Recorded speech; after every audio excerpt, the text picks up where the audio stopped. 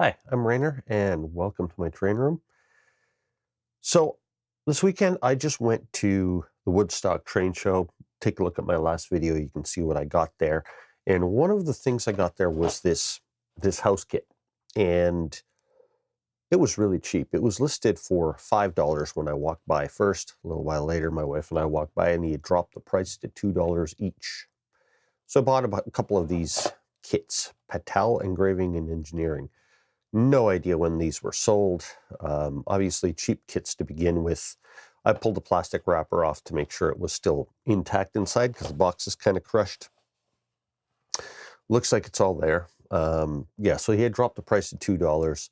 I ended up buying two of these houses and a little church for a $5 total cost. So I just thought I'm going to see what I can do with this thing.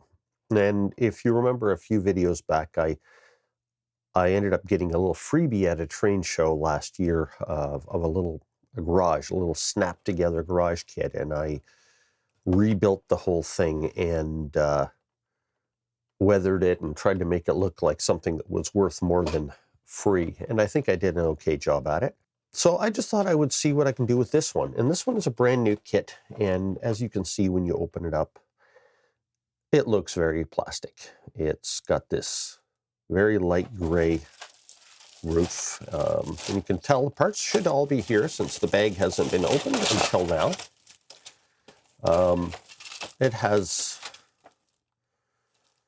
well, kind of this baby blue molded plastic for everything, including the brick chimney and the stone stairs and the siding walls and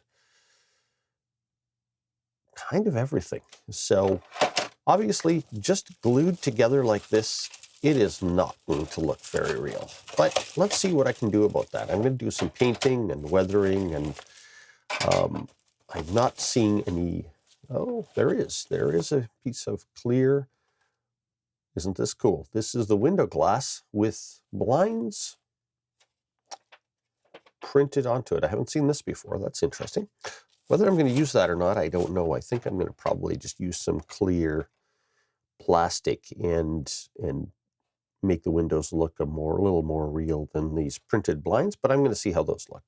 So yeah, should be interesting. So I'm going to see what happens. I'm going to try to make this look as real as I can.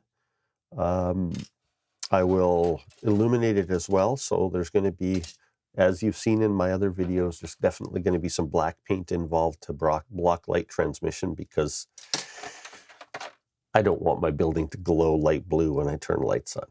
So let's see what I can do with this. Looks like a simple enough kit to build, and we'll see what the end result looks like once I'm done.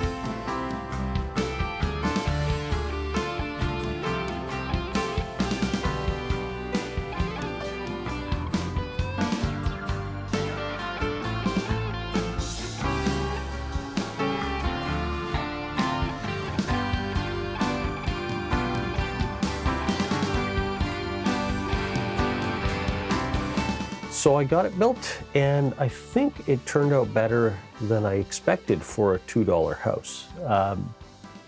Can't really see it in this camera angle. It's a background building. It's in the back corner behind my train station, but I've planted it back there. I've got it wired up. The lights are on, of course, now with the rest of the room lights on. You can't really see the lights being turned on, but it's there, and I think it looks pretty good back there. And when I turn the lights off in the room, the night lighting actually looks pretty good on it. Did a little bit of experimenting with doing things a little differently than I have on other houses, the lighting, using some fiber optics and things like that. By the way, I don't know if you can see it, there's a little bit of black there and some kind of roadway. That's just a temporary placeholder.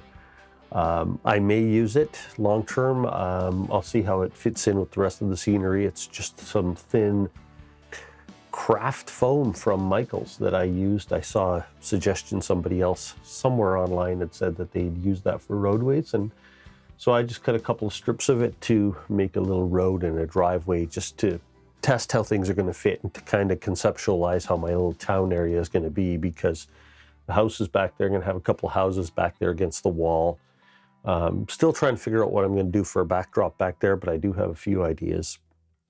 I've got my train station in kind of the only place it fits, unfortunately, and got kind of more of a downtown here. If I move this way, you can kind of see there's some of my buildings here, again, just as a temporary experiment to see how they're going to fit. But comments about building that house.